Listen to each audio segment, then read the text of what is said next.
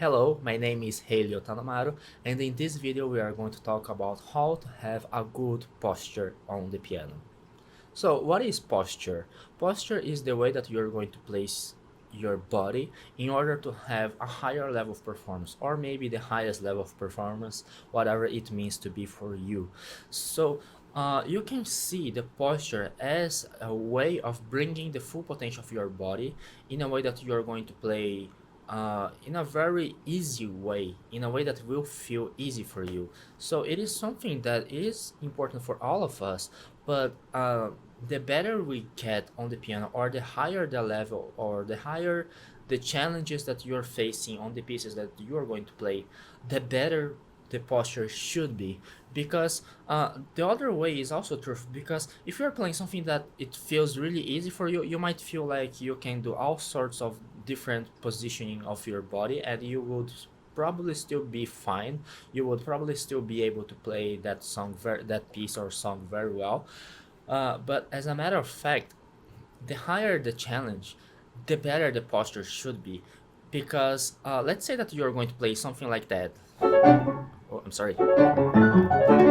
If you do something like that and you lean too much forward, you might still be able to play that, but it will be much more difficult to move your arm sideways in a way that it is going to feel kind of like stiffing and tense, you know. So it is important. The first thing is to know about the distance between you and the keyboard. So let's say that here is right here is the beginning, or let's say here is the end of the keyboard and here is the beginning, and let's pretend as if at the beginning of the keyboard we had a wall, and on the grand piano you actually have kind of like a wall, a wooden wall here, over here, and you are going to close your hands like this, and you want to make an extended position of your elbow here when you are reaching this wall over here. Okay, so if you are sitting too close like that, you will have a kind of this curved position of the elbow, so it means that you are too close. And if you by any means you are even not only leaning yourself forward, but you could also kind of like start curving your shoulder forward like that, it also means that you are actually too far away from the piano. So it is kind of middle between that, and this is a good position. Okay, this is a good distance between you and the keyboard.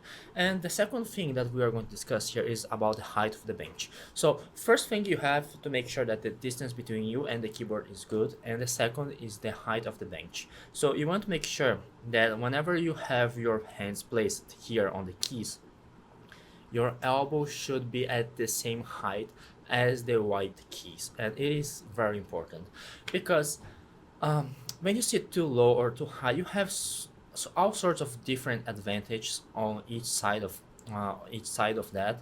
But sitting on the middle, it is the best because you can use both combination of advantage that you have both in sitting high or sitting low, and that would be a very interesting way of approaching the piano.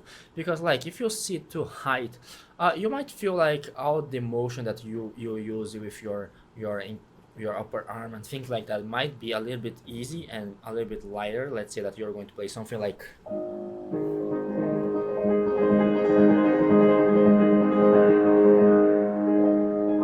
or something like that. But let's say that you're going to deliver the weight of the arm towards the keyboard, and this way is much easier than here. You are going to have more weight. But if you sit in a position in which you have the elbow at the same height at the level of the white keys, you are going to have both advantage. So I think that those two things are the two basic things when it comes to sitting. So the other thing that you want to consider is about the shape of your hand. The hand should not be really curved. I see a lot of teachers saying that you should have kind of a really curved, nice and curved position of the hand, but it doesn't work always. It might be good for some repertoire and some kind of songs that you want to do on the piano, as but actually what happens is that when you have this curved position, you will be probably extending the fingers downwards like this, and as a result, you won't have too much speed. You won't. You also don't have much control over it. You don't have any strength. It is kind of like weird motion. So the way that you want to position your hand is not too curved, is a little bit more extended, not too extended, because if you have too extended position of the finger, you will probably bend the finger like that, and then you will feel like your fingers are kind of weak or something like that. So the way that you are going to find the optimal position of your hand, basically, it of course it depends on the tone, color, and the articulation, the things that you are playing on the pieces that you are working on. But the basic position is that you're going to relax your hand like that. So pretend that you were just walking, and that position of the hand is the optimal position of the hand, and this is the position in which your hand is really relaxed, and this is the position in which you are going to bring to the keyboard. Okay, so you will have a kind of a little bit extended but not too much curved, a little bit curved but not too much extended. So that's the relaxed position of the hand that you are going to look for. Okay, so the last thing is about the position of the wrist, and this is something very important, because we see like a lot of beginners doing something like that. They begin the piano playing some kind of song like,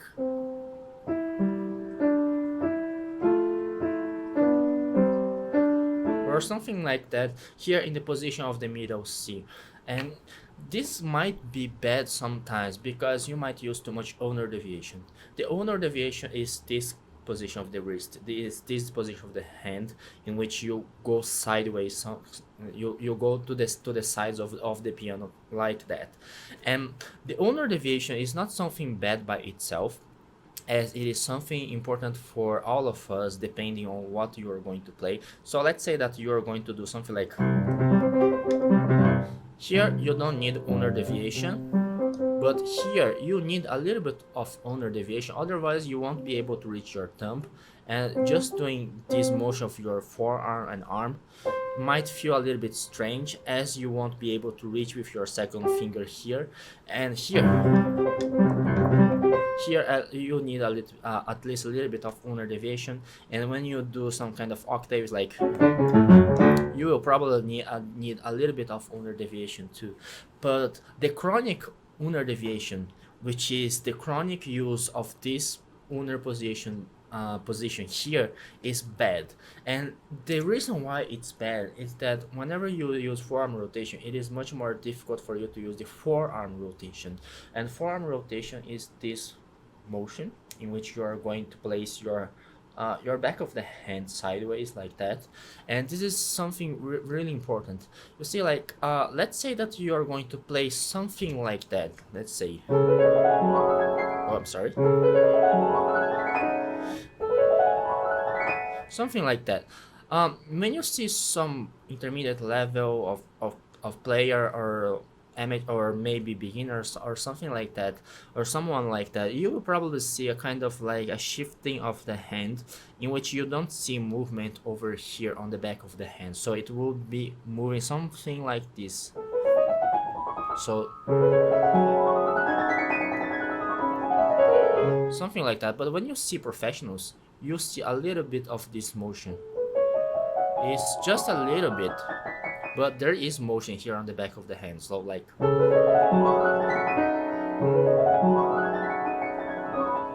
I'm sorry, but this was kind of good. I didn't I didn't expect to show this, but let's say that you were trying to do something like, something of this kind of motion. So if you're keeping this position of the hand in which you're not moving the back of the hand, it is much more difficult rather than using a little bit of forearm rotation. So here you see this motion of the back of the hand, and whenever it happens is the use of it's by the means of the use of the forearm rotation. Okay, so the problem when you have the chronic ulnar deviation is that probably you're not using too much forearm rotation, because when you deviate here the position of your hand, is much more difficult to do the forearm rotation. And it is actually really bad because some people might think that when it comes to the piano playing, it is all about the motion of the fingers, but actually you are going to use a little bit of forearm rotation, a little bit of your arm, a little bit of your back, a little bit of everything, a little bit of your upper body also. So because of that, um, when it comes to positioning your wrist on the piano, you shouldn't look for under deviated position, but rather you should look for a position in which you have a really relaxed position of your wrist. And which what is that? That's the position that we all have when we are walking. When we are walking, we have this really straight position of the forearm and the wrist and hand. This is the basic position that we are going to look for when it comes to the piano playing. But then it happens a really kind of complicated problem at the first sight, because you might think like, wow, if I'm playing something like that, shouldn't be better to place all the fingers here, and then I should curve my fingers and do the ulnar deviation, and then I would have this position. The answer is no, because you're not able to use forearm rotation, and then probably you're going to be a little bit stiff and tense. And with the curved position, you're going to extend the finger. You're going to extend the finger like that, and which is awkward, weird, and ineffective. And because of that, the way that you are going to look for is not to make your fingers straight with the key like that, but rather you're going to have this kind of like this weird position. But if you look for this position, you might think like, wow, but I want to play with my thumb too. So what's going to happen with my thumb? And the answer for this is that you are going to use the motions with your arm in order to be able to reach your thumb, and to do all sorts of motions in order to be able to play with all the fingers without bending the fingers like that, and without curving your fingers too much. And those motions are called the in and out movements. And the in and out movements are the motions that we are going to discuss in another video. And it is all about adjusting our hands or fingers in a way that you are not going to either curve or do ulnar deviation. So let's say that you were going to play something like that, or something like that, let's say a scale. So instead of doing, you will do, so you have a little bit formal rotation, and you have a little bit of adjustment here of in and out. So this is a little bit more complicated, but it is a very important topic that all the greatest pianists do. And if you see some people like Marta Argerich, Valentina Lisitsa, Yuji Wang, all of them do some kind of this motion, which is the in and out movement. So this is something that we are going to discuss later, but try to look for a really relaxed position of the hand and the wrist, and this is very important. So those four factors, which is the distance, the height of the bench, the position of the hand, and and position of the wrist, are the basic stuffs. Of course, there are some exceptions to the rules. So let's say that you are going to do, let's say that you are going to play something like that. If you try to make a position in which you don't do the ulnar deviation, and you have a kind of a healthier way of playing, you would do probably something like that. But if you do the ulnar deviation, and if you try to bring your elbow closer to your body, you will have some kind of this sound. So the difference here is that if you try not to do the ulnar deviation, probably you're going to bring more the sound of E, something like that. But if you do the ulnar deviation, probably you're going to bring more the sound of C. And so the piano actually has a lot of exceptions to those rules. So sometimes the ulnar deviation is good, sometimes curving the fingers is good, sometimes leaning your body forward or backwards is good, sometimes sitting at a higher or lower bench is good. But those four topics are the basics one, and the ones that we all have to look for whenever it comes to practicing or performing at the piano. Okay, so thank you very much. Thank you very much. If you have any comments, uh, comment down below, and if you enjoyed this video, share with your friends too. Okay, so see you next time. Bye bye.